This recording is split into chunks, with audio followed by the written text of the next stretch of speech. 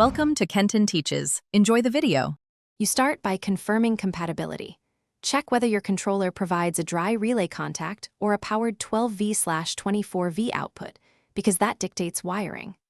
Once done, power down and mount the maglock near the door frame, route wires through conduit, and strip terminations neatly.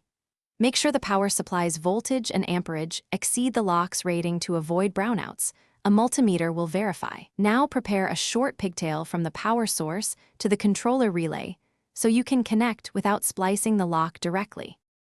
You'll wire the lock so the controller interrupts the positive feed.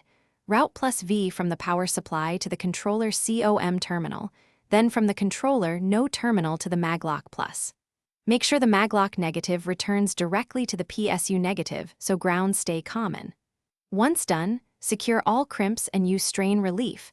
This prevents intermittent faults when the door moves.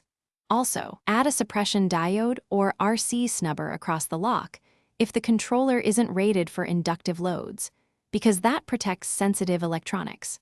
You finish by configuring relay timing and access rules in the controller, then test repeatedly. Energize, release, and observe door operation.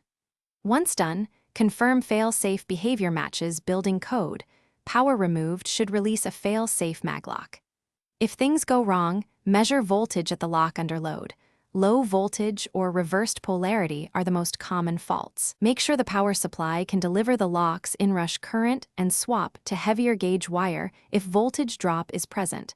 That usually fixes it. Thanks for watching. Please subscribe if this video was helpful.